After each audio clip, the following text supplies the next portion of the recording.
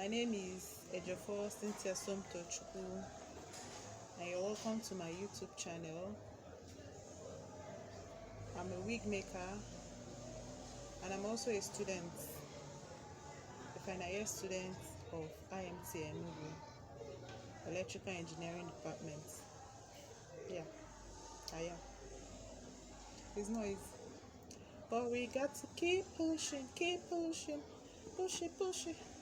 On this channel, I'll be sharing with you guys tips on how to make wigs using sewing machine. Time, they say, is money, so we have to utilize that our time in order to make money. So using our hands to make wig, I'm not saying it's not good, it's good, but it doesn't save time. But while using machine, it is faster and easier, and the finished work is very neat. And also, I'll be sharing with you guys tips on how to make closures, how to ventilate hairs, the nets you need to use, your position, your patience. Yes, you'll be needing a bucket of patience. Like, you need to have a bucket of patience beside you.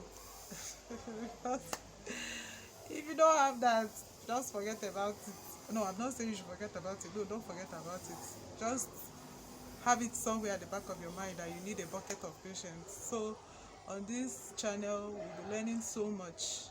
I'll be sharing with you guys so much. So stick around. Thank you so much, and God bless. So guys, here is my own sewing machine. Pam pam pam pam. As you can see, it has so many stitches, but I'm going to be making use of the zigzag stitch and the straight stitch. I just like to use this too. This one too is a straight stitch, but I don't like to use it so that I won't get confused. It's another type of design of straight stitch, but this one is just the normal straight stitch that we know. So I'll be using this one, this one and this one.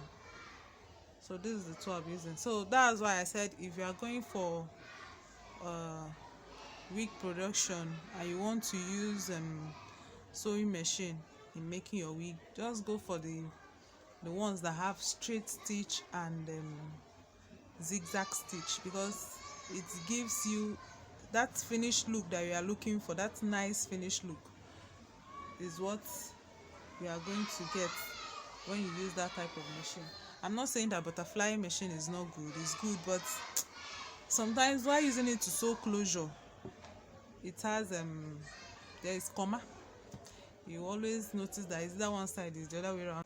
So for me, I prefer this type of sewing, not exactly this color or this make.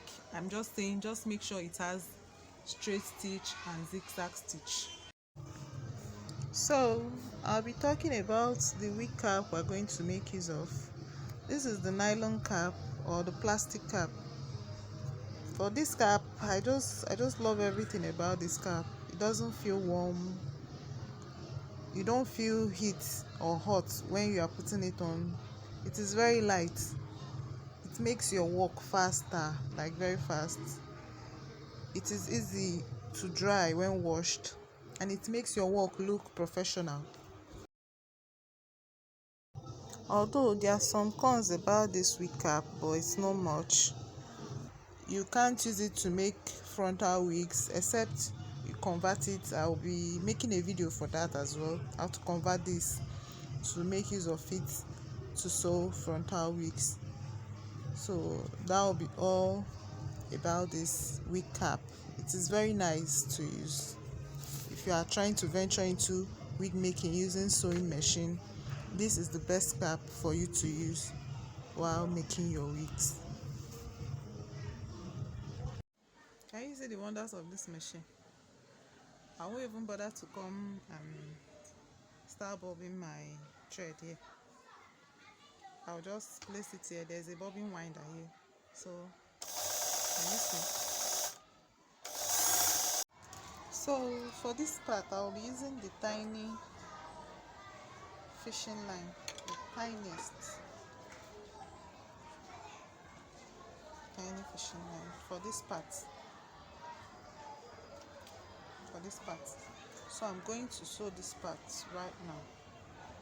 I also like 2 to 3 wefts on this part. You can see the interior. You can see how neat it is. So I used this fishing line for the interior. That is this for the lila, for this place. Then I used my normal black thread for the top. You can see it. You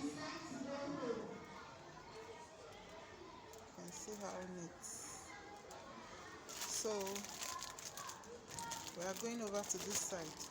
But before we start this part, we are going to braid all this. We're going to be braiding this to avoid disturbance.